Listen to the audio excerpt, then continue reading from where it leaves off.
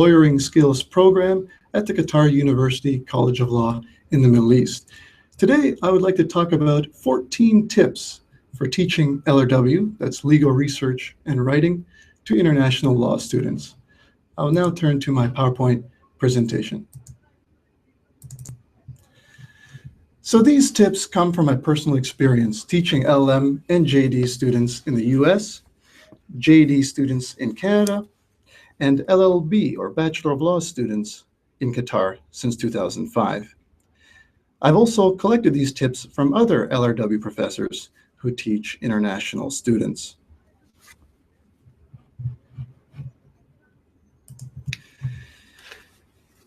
The international student body has grown quite substantially in the US over recent years, whether in LLM, JD, PhD, or SJD, or summer programs. Students from abroad are growing in number at many US law schools. At some law schools, the LLM class is now as large as its JD class. A number of law schools are also catering to more international lawyers with new programs. You not only have LLM programs and now online LLM programs, but you also have the emergence of 2-year JD programs for international lawyers. Here you have lawyers who have earned their first law degree, an LLB, or the equivalent outside of the United States, and are looking to do a 2-year JD on US law in the US. So what should LRW faculty be aware of? And what can LRW faculty do to better teach legal skills to these students? I'd like to focus on 4 main areas today. In the short amount of time that we have, I'll discuss 14 tips. But before I begin, if you're not already familiar with the GLWS, the Global Legal Writing Skills webinars already on this site, I'd like to draw your attention to them as they are very helpful resources. A number of the tips that I mentioned are discussed in more detail by these other professors. For example, Julie Ryan in her earlier webinar discusses 4 categories of teaching challenges: language, context, expectations, and professionalism. These are indeed 4 categories, 4 areas of challenges that I have encountered in teaching students. So I'd like to talk about identifying strengths and weaknesses of international law students, classroom culture issues, the use of case law in legal analysis and writing, and issues with rule synthesis today. So where do most of your students come from? Many come from East Asia, especially China, Japan, Korea. Some from South America, some perhaps from the Middle East. You have a wide range of talent coming from around the world, seeking to gain a US legal education. So first, I'd like to talk about identifying strengths and weaknesses of your international law students. Number 1, international students in LLM and 2-year JD programs, etc., not only have a law degree, but they often have legal or practice experience. These students have a legal background. This is a great strength. Your students have been taught how to think like a lawyer in their home country, and many may have real-world experience. So you want to treat them like upper year or more advanced JD students in this respect, and encourage reflection on their own legal systems. Secondly, students from civil or code jurisdictions often have very strong memorization skills. This is another great strength. These students who come from these jurisdictions are used to memorizing the code and reciting it on exams. Don't assume that your international students, however, have strong critical thinking skills. While your international students are often very smart and talented, don't assume that they have extensive training in how to think critically. Students from authoritarian countries or cultures that are very hierarchical are often taught to follow and not to question. They're often taught to do and not to criticize, thus sometimes lacking strong critical thinking skills. Also, don't assume that your international students have English reading, speaking, and writing capabilities that are comparable to a native English speaker. Of course not. They often speak English as a second language. Learning another language is very difficult. If you haven't grown up speaking the language of instruction, for example, English, in the home, learning that other language can be very difficult.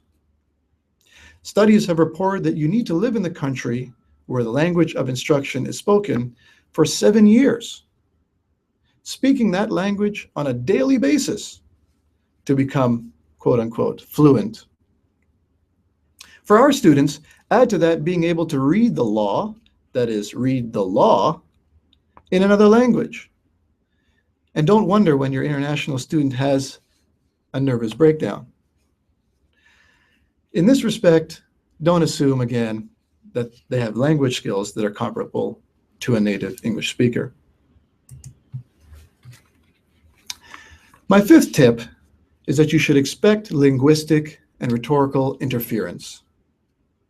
Your students are translating their thoughts into English, and their writing probably reflects the rhetorical styles of their native language. So we have to expect linguistic interference while they're translating, and rhetorical interference. Those styles, those rhetorical styles that they're familiar with in their native language. John Thornton provides a great discussion of this in his presentation. He says, common problems are long, unnecessary introductions, habitual use of passive voice, legalese, overly long sentences, archaic and unnatural vocabulary, a tendency to make all sentences general and abstract, avoidance of action verbs, avoidance of concrete and specific facts. And for an additional discussion of this, please do look at his presentation. Don't be surprised when your students pose questions that are met with silence, or rather, when your questions posed to these students are met with silence. Socratic Method is often overwhelming for ESL students. Generally, your students, your international students, of course, are more quiet, especially if they come from East Asia. And so they're not familiar with Socratic Method. When they come to the States, they find it overwhelming. Most of your students, they probably come from an undergraduate classroom culture where the professor lectures in an auditorium to many students, often hundreds. And students have limited opportunities to interact with the professor. So they're just not familiar with raising their hand and speaking up in the classroom. Seventh, it is okay to lecture. Your international students want to hear from you. You are the expert. You just want to make sure that you strike a balance between lecture, class discussion, and exercises. I had a student tell me once, please, tell me what to write. That student was used to being told what to think, what to write. That student was used to the lecture format. Now, we don't want to just lecture in a classroom, so we do want to strike a balance. In that respect, do include class discussion and exercises. Don't only focus on exercises and discussions, however. These students are used to the lecture format, as I said. They're used to being told what the law is and how to apply it.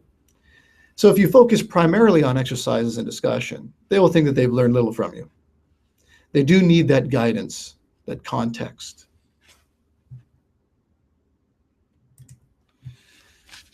My eighth tip is to ensure that you put it in print. Telling them in class is just not sufficient. They need detailed PowerPoints to review before and or after class. All the assignments that you assign should come with a detailed instruction sheet and a grading rubric. Otherwise, you should expect misunderstandings. Of course, your student that speaks English as a second language will miss some important details that you say in class, and so they need it in print to refer back to. Another tip that I have regarding classroom culture is to consider in-class assessment models. That is, administering all of your assessments in the classroom during class time. It's a model that we use here at the Qatar University College of Law, and we found it to be quite effective. Unfortunately, nowadays, it's so easy and so inexpensive to transmit information and share documents. And so we have to be more conscious of plagiarism and collaboration. In-class assessment models help to address this. My 10th tip regarding classroom culture is to schedule meetings with your students. Okay. Don't expect them to drop by during your office hours if they have an issue. In many other cultures, sensitive issues are approached indirectly.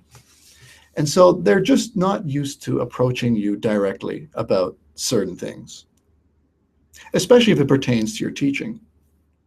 So if a student from East Asia or the Middle East has an issue with your course, their learning, or your teaching, the student often will not approach you directly, especially if it could create some confrontation. Now, they hold a lot of respect for you, of course, but they might also be afraid. They might fear retribution. Thus, students are more likely to take an indirect approach. And if they have an issue, they'll probably tell their friends or other faculty or the administration. Your approach to teaching will make all the difference. And that's my 11th tip regarding classroom culture. Julie Ryan says it very well. Speak more slowly. Avoid colloquialisms. Restate important concepts in more than one way. Allow for slower reading. And provide exercises ahead of time. This is very important. I most often provide readings ahead of time, especially if I have an assessment in the classroom. You can find more on this in Julie Ryan's presentation on the GLWS website. I'd like to talk now a bit about the use of case law in legal analysis and writing. Your students, your international students, likely have little experience with reading, briefing, and using case law. Many may even be reading a common law case in full for the first time. They're not familiar with case law in many respects. And so this is probably one of the most important tips that I have for you today. While they may be lawyers in their home country, they are not lawyers in this country. While they may know how to think like a lawyer in their home country, they probably don't know how to think like a lawyer here. And so our use of case law and how we teach case law is so very important to these students. 13, your international students likely had little experience conducting legal research and analogizing and distinguishing cases in conducting legal analysis. With civil or code students, you may indeed be starting from scratch in this department. So you have to take them through it slowly. Lastly, your international students often have issues with rule synthesis. International students from civil or code jurisdictions usually have a hard time with this. The idea of getting rules of law from cases, rules of law from judges, and then synthesizing those rules from multiple cases is very daunting. It's for these students counterintuitive.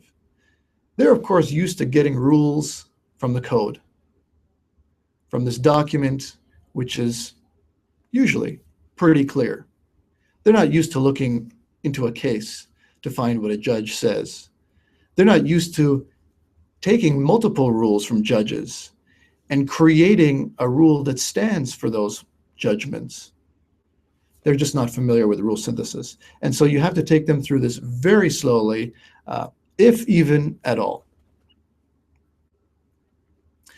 Indeed, you have other sources of law that students turn to in civil or codified countries. And these rules are usually, pretty clear. Sometimes in various jurisdictions, you have rules that are complemented with comments that might direct students to a case. But again, rule synthesis is something that they often have a very hard time with. So again, for more information on these topics and for other presentations, I encourage you to look at the online webinars that are offered here at this wonderful resource at Michigan State. I'd like to thank you for joining me and encourage you to contact me if you have any additional questions. Thank you so much.